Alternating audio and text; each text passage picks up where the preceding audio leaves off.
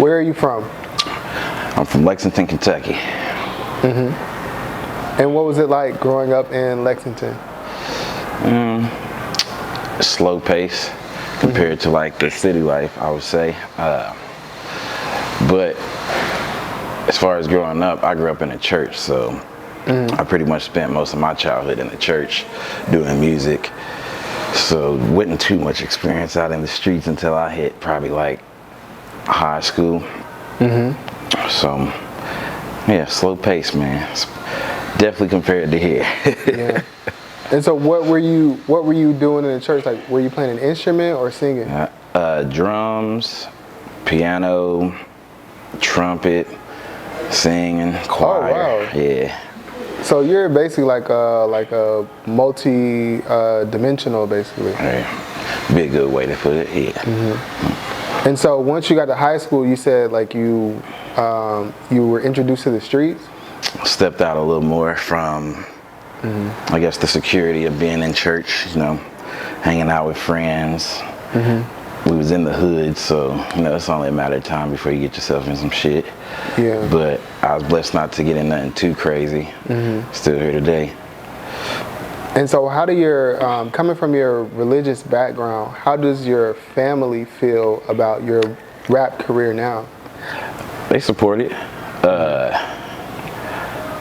My dad wasn't all for it in the beginning, you know. Really? But he came around. Yeah, he came around. He loves it now. And my mom, she's cool with whatever I do. Yeah. Is your dad a pastor? Oh, okay. I was thinking like, not dang, even close. okay. Not even close. Okay, cool. But yeah. So do you come from a musical family, like where Definitely. you're okay? Yep. Who was doing music? Everyone, from my aunts, my dad, uncles, cousins. Like we big music in the family for sure. Okay. And so once you stepped out on your own in high school, were you recording rap then? Somewhat. It was still just playing around. I was playing sports. But I'd say probably around my junior year of high school, I started recording songs with my boy. Bullshitting, wasn't really going nowhere, just testing the waters out. I recorded my first song though when I was probably like 12. Oh, with my wow. cousin. It was a track for him, but like I said, I was into the sports, so I wasn't really trying to fool with it like that. Okay. What sports were you interested in? Football and track. Okay. And so you did these sports in high school? In college. Okay. What position did you play in football? A lot. Linebacker, wide receiver, DN, kick return, everything besides a quarterback. Wow. Wait. And so did you go to college on a scholarship or you just walked on? I walked on. Oh wow. You gotta be really good to walk on. It was already set up for me. Really? Yeah. Like how? My high school coach was an assistant coach at EKU, which is the school I played at. Okay. And so what was that experience like being an athlete at a college like that? Is that D1? Yeah. At a D1 college? Yeah. It's crazy. You can only imagine. You get a lot of love, you know what I'm saying? Right. I started late, so everything was pretty much like new for me. I was athletic, but I wasn't seasoned enough to really experience the change. It was like I was just getting started. Is what it felt like. So I can't really say. I mean, the biggest difference is getting hit. I say that's on a whole nother level. Really? Yeah, definitely. Seen few concussions. What's the hardest hit like that you've gotten? I ain't got it. Oh really? Oh, you was hitting people.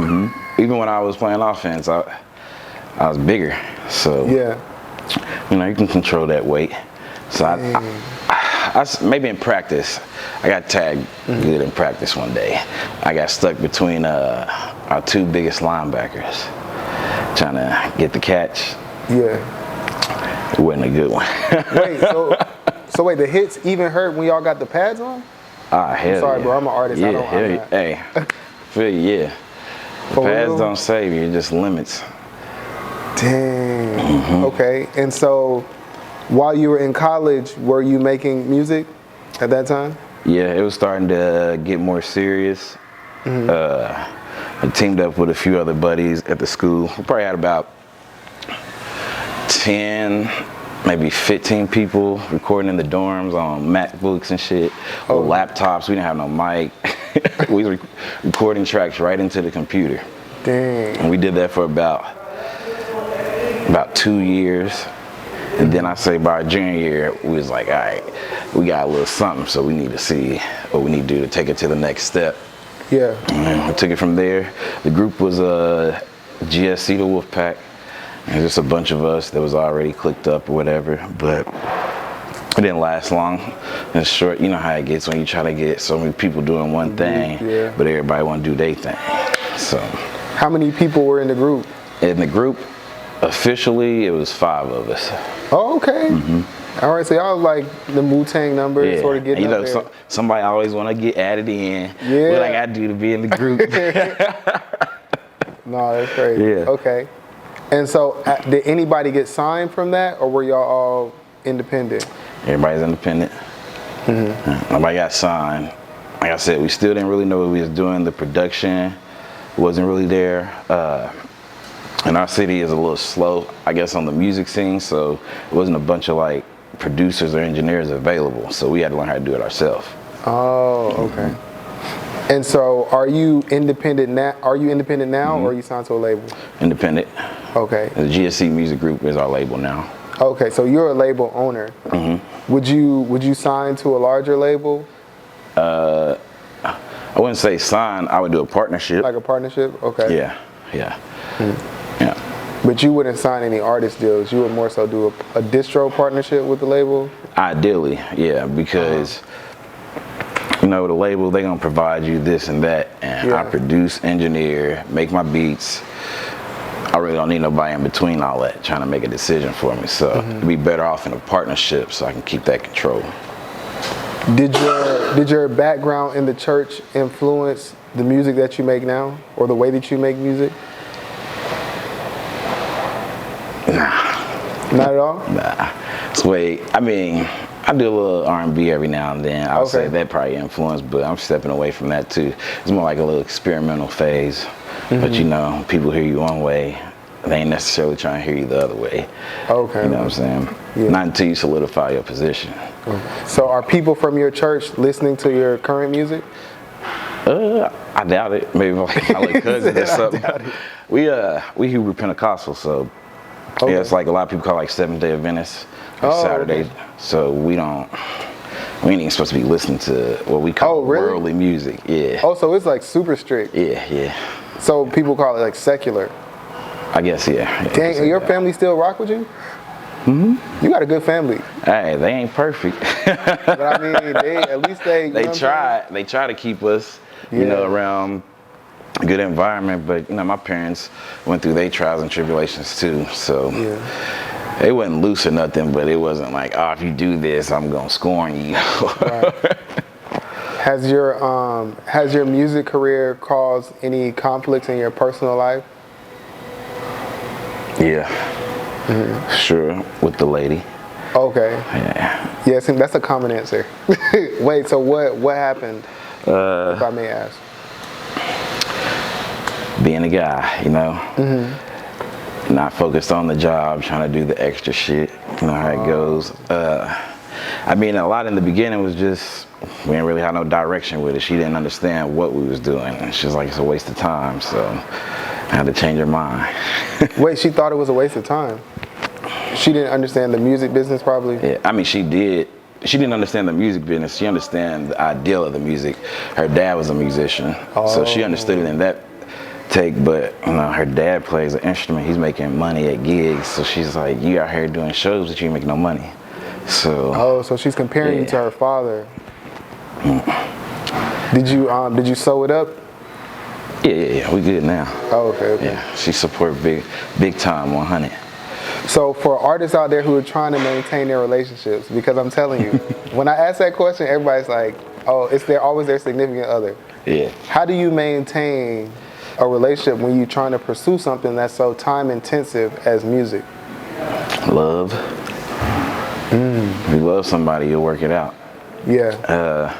But you know, you just gotta be more cautious of what you're doing. Think about the other person and not just try to do you. You know what I'm saying? It's a give and take situation. If I'm like, all right, I'm in the studio all week, and then I ain't put no time into her or the family, it's gonna be a problem. So just level it out. Like I said, I do so much of it on my own already. I ain't gotta really stress about going here, going there. I can do it right in my garage. So. Yeah. If you were to work out a partnership with a label, what label, do you have any labels in mind that you like, that you think are your favorite or perfect fit? Yeah. Would you say it? Fuck it, I'll say it, yeah. Atlantic Records. Okay. Red Bull. And I'll leave the third one. I don't say. Wait, Red Bull is doing music distribution? What? They Blast. Okay. Yeah. Oh, dang, I didn't know that.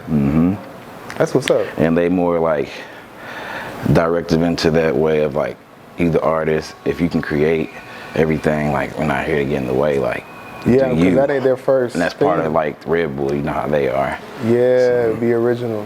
Yeah. Okay. Are you an introvert or an extrovert? Oh no, ex-boy. Introvert or extrovert? Definitely extrovert. Okay. Because you know how you never know. It's like somebody could be an artist and all hype on stage, but then, like when I meet them, they'll be like introverted, or they say that they really don't like being out there. Nah, love it. So you like all? I'm definitely more hype on the stage. Yeah. It's not too different from what I already am. You know, I gotta sell it, but No, I ain't probably do going the down. most. Yeah. Okay. If you had to choose an artist who inspires you the most, who would you choose? Pop. Tupac? Why Tupac? More so the pull he had behind the art, you know. We all know Pac was doing things, you know what I'm saying, changing communities. Like, it means something to me. I'm a big person on like humanity and everything. I got a lot of care for other people, so it inspired me definitely growing up, especially even with the whole wanting to rap. When I first started, like my style was biting his real hard. Oh really? Dang. But you know, I grew into my own little phase or whatever, but definitely look up to him, mainly just in that aspect, like definitely make great music. Yeah. But just the whole moving the community thing was a hit for me. Yeah. Do you think that music still has the same power to move communities as it did in like the 90s? Because you know how people were like on that positive rap vibe back then? Yeah. Do you think now that can still reach the youth? I think it's happening now.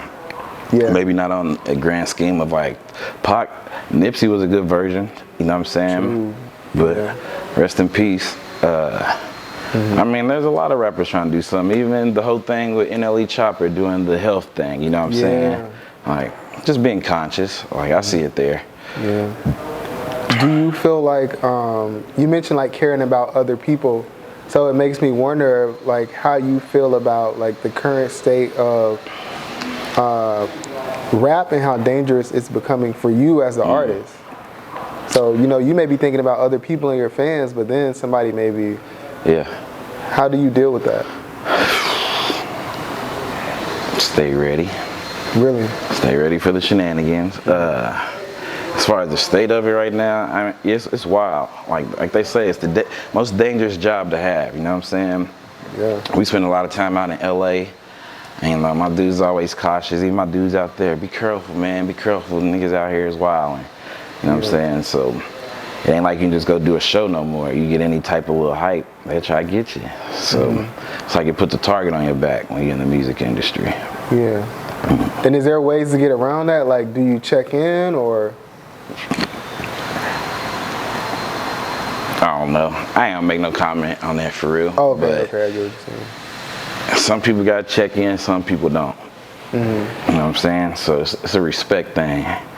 Like, not to disrespect nobody that gotta check in, you know what I'm saying? Okay. But everybody ain't gotta do that. Okay, You know all right. So do you, when you're making music, are you punching in or do you write your lyrics? Both. Used to just straight write. Like I wouldn't do none of that, but you know, the more seasons you get, you know your style and everything. It's easy for me to go in and even punch. I can go in and spit the whole verse and just go back and tighten it up. You know what I'm saying? Maybe take this little part out, take that part out. But the issue with that is when you ain't writing, you ain't got no copy of your lyrics. You know what I'm saying? Oh. So put you back into the damn. Now I gotta go write the song. Right. So I'm probably gonna go back into that writing phase. Yeah. 2 birds, 1 stone. Lyrics posted, verse for sure. Yeah. So, but it is fun punching in, especially when you got somebody punching for you. But I'm punching myself in. So. Oh, really? So you don't have any like producers that you trust? I do. Yeah, but 90% of the time it's me. But it's like saying we go to LA. I got a guy out there that did the album. Go get that Goat Without a Vote. iTunes, Spotify. Yeah, I was really digging like what he did with my sound. So I'll probably do more work with him. And then, you know, we got some guys in Lex that we flew with. Shout out Steve White in the dojo. But yeah, for the most part, it's easier for me to do it, at least as a reference track, and then I can take it where I need to take it to complete it. How did you come up with your rap name? It started as Precise. Okay. And it's just me being on point with shit. I was real in tune. Back when I was playing sports and shit, my mental and all that, I just coined it.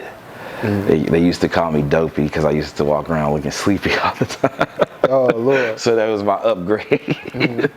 So I just ran with it, stuck with it, and shortened it. So you mentioned earlier that you have your own label. Are you like a serial entrepreneur? Do you have like other ventures that you do as well? Definitely. Okay. Clothing brand, still legal services, independent contractor. I do painting houses, starting a new business as far as wrapping cars. Oh, okay. And next step is trying to get into real estate. Okay, so you got a lot popping then. And where did you get the inspiration for that sort of entrepreneurial fire? My pops. Okay. He's a business owner. So I seen that growing up. I worked for the man for years. I mean years. And when you get that piece of freedom and it's for you, and you work for somebody else, you ain't going back. You can't really go back. I can't. I mean, I have days too. I'm like, man, I'm ready to just go get a job. But I'm stuck with it. It's been 2.5 years now. So I'm good. But yeah, he definitely was the inspiration for that. Especially as a black male, seeing him on a business, you know what I'm saying, growing up, like, that wasn't easy for them to do then. But he did that, so. What kind of business? Painting. Painting? Yeah. Yeah. Painting does well, huh? It does. Yeah. He's good. He's real good. All right. So what is your ultimate aspiration with everything you got going on? All of the businesses, your label, like where do you see, like what's the apex for Young Pre? Billionaire. Okay. I feel that. But really the apex, family security, and not even just like my family in the crib, my brothers, mom, dad, cousins, nephews, nieces. I'm already in motion, like trying to get them taken care of. I already got life insurances set up and all that. Yeah. So I would say that would be the apex. I wouldn't be doing it if it couldn't provide that for me. Yeah. For someone watching this who aspires to do what you do, what advice would you have for them? Everybody says it, don't quit. You know what I'm saying? Try, be open to criticism. And I see this a lot too because I record other artists. People don't take the time to like kind of taste make their music, you know what I'm saying? It's more of a like, let's just go record this. And they don't know what they're gonna do with it. Hindsight of when we was making music, we performed the song for people before we ever recorded, just so we can see how they rocking with it. So I would say put a little more effort into what you're doing. People think, oh, I can just rap, it's easy. You're right, it can be easy, but it comes with a lot of other shit if you want to get the money out of it.